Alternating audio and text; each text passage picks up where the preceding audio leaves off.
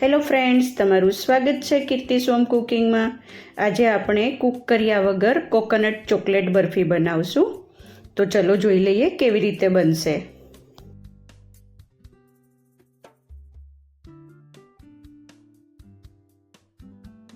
તો અહીંયા એક મિક્સર જાર લઈ એની અંદર અડધો કપ આપણે બદામ નાખશું, 1/3 કપ અખરોટ નાખશું અને અડધો કપ કાજુ નાખશું।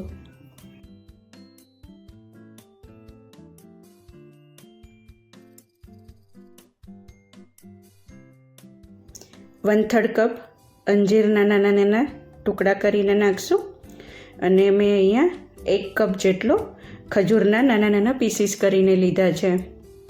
તો આપણે ખજૂરના પીસીસ એડ કરી દઈશું અને આ બધું આપણે સરખી રીતે મિક્સ કરી દેવાનું છે। અહીંયા સ્વાદ પ્રમાણે થોડું ગમતું આ બધો ટેસ્ટ બેલેન્સ કરવા માટે સોલ્ટ નાખશું અને 1 ચમચી કોકો પાવડર નાખશું અને અડધી ચમચી જેટલું વેનીલા એસન્સ નાખશું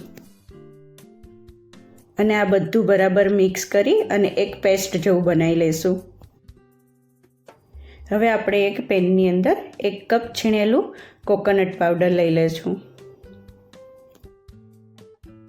તો ફ્રેન્ડ્સ, આપણે નો કૂક બરફી બનાવીએ છીએ, તો આ પ્રોસેસ સ્કીપ કરવી હોય તો કરી શકીએ છીએ, પણ હું ખાલી અહીંયા 1 મિનિટ માટે આ કોકોનટ છીણને ધીમા તાપે શેકી લઈશ।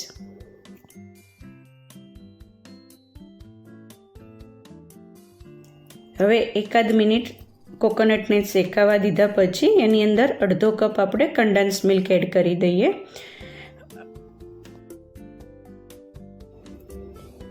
અને કન્ડેન્સ મિલ્ક એડ કરી અને કોકોનટને અને કન્ડેન્સ મિલ્કને સરખી રીતે મિક્સ કરી દઈશું। તો અહીંયા કોકોનટ બરફી રેડી થઈ જશે। તો હવે અહીંયા ગેસ બંધ કરી અને સરખી રીતે બંનેને મિક્સ કરી દઈશું અને થોડુંક અડધી ચમચી જેટલું ઘી નાખી દઈશું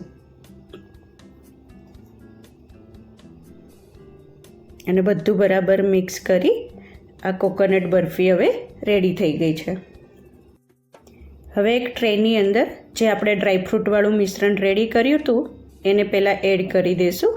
મેં અહીંયા એક આવી રીતે કન્ટેનર લઈ એને ચારે બાજુ ઘીથી ગ્રીસ કરી લીધું છે અને નીચે બટર પેપર લગાડી દીધું છે, એટલે જ્યારે આપણે આ બરફીને બહાર કાઢીએ ત્યારે આસાનીથી નીકળી જાય। તો અહીંયા જે ડ્રાયફ્રૂટવાળું મિશ્રણ છે એને સરખી રીતે પ્રેસ કરી દેવાનું છે અને એક લેયર્સ બનાવી લેવાનું છે। હવે એની ઉપર આપણે જે કોકોનટ બરફી રેડી કરી છે એ એડ કરી દઈશું અને એનું આપણે સેકન્ડ લેયર બનાવી નાખશું અને આ કોકોનટ બરફીને પણ આપણે સરખી રીતે હાથની મદદથી પ્રેસ કરી દઈશું। તો ફ્રેન્ડ્સ, આ એકદમ ઇઝીલી ખૂબ જ ટેસ્ટી એવી, હેલ્ધી એવી અને ખૂબ જ ઝડપથી બની જતી બરફી બનશે। આમાં આપણે કુકિંગ કરવાની પણ પ્રોસેસ બહુ ઓછી છે અને ના કરીએ તો પણ ચાલે અને આઈ થિંક 5 થી 10 મિનિટની અંદર જો તમારી પાસે બધા ઇન્ગ્રીડિયન્ટ્સ અવેલેબલ હોય તો ખૂબ જ ઝડપથી આ સ્વીટ રેડી થઈ જાય છે। હવે ફ્રેન્ડ્સ, આપણે એનું આ બરફીનું ત્રીજું લેયર્સ કરવાનું છે। તો મેં અહીંયા ઉપર જે કુકિંગ ચોકલેટ આવે છે એને મેલ્ટ કરી અને આપણે એનું એક પતલું એવું લેયર્સ બનાવી લઈશું। હવે આ મેલ્ટેડ ચોકલેટને આપણે ચારે બાજુ એક સરખી રીતે સ્પ્રેડ થઈ જાય એવી રીતે સ્પ્રેડ કરી દઈશું। જો ફ્રેન્ડ્સ, તમને મારી રેસિપીઓ પસંદ આવતી હોય અને હજી સુધી મારી ચેનલને સબસ્ક્રાઈબ ના કરી હોય તો પ્લીઝ સબસ્ક્રાઈબ કરી દેજો, એટલે તમને મારી નવી નવી રેસિપીઓનું નોટિફિકેશન મળતું રહે। તો ફ્રેન્ડ્સ, આ કોકોનટ ચોકલેટ બરફી રેડી થઈ ગઈ છે। હવે આપણે આને 1 કલાક માટે ફ્રીજમાં સેટ થવા માટે મૂકી દઈશું અને 1 કલાક પછી આ બરફી ખાવા માટે બિલકુલ રેડી થઈ જશે। તો ફ્રેન્ડ્સ, આ બરફી આ રક્ષાબંધન ઉપર, જન્માષ્ટમી ઉપર કે કોઈ પણ તહેવારોમાં તમે બનાવી શકો છો।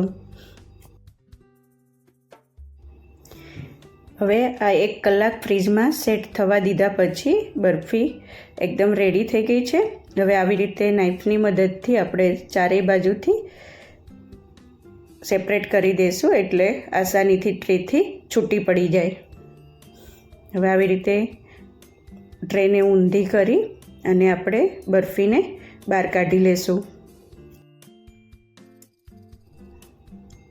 જો ફ્રેન્ડ થઈ ગઈ છે ને એકદમ સરસ એવી બરફી રેડી. હવે બટર પેપરને આપણે બહાર કાઢી લઈશું અને હવે આ બરફીના આપણે એક સરખા પીસીસ કરી લઈશું.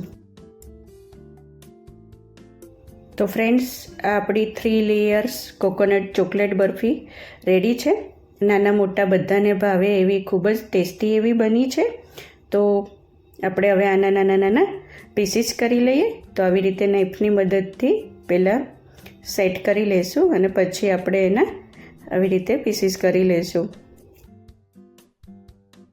તો ફ્રેન્ડ્સ અહીંયા ચોકલેટના લીધે ઉપરનું લેયર્સ છે એકદમ ક્રિસ્પી અને કડક બન્યું છે અને નીચેથી એકદમ સોફ્ટ બન્યું છે. તો આ બરફી ખાવામાં ખૂબ ટેસ્ટી એવી લાગશે. ઉપરથી થોડો ચોકલેટનો ક્રંચ આવશે અને નીચે કોકોનટ બરફીનો સોફ્ટનેસ આવશે અને એની નીચે ડ્રાયફ્રૂટના થોડા ક્રંચ આવશે. તો આ ખાતી વખતે ખૂબ સારો એવો ટેસ્ટ આવશે. અને અહીંયા ઉપર આપણે થોડાક છીણેલું કોકોનટ અને પમ્પકિન સીડથી આપણે ગાર્નિશ કરી દઈશું.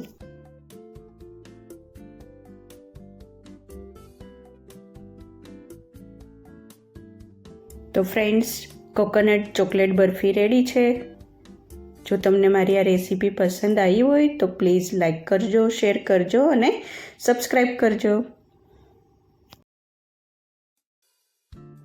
Thank you for watching and thank you for your support and લવ. ફરીથી મળીએ એક નવી રેસીપી સાથે. ત્યાં સુધી બાય.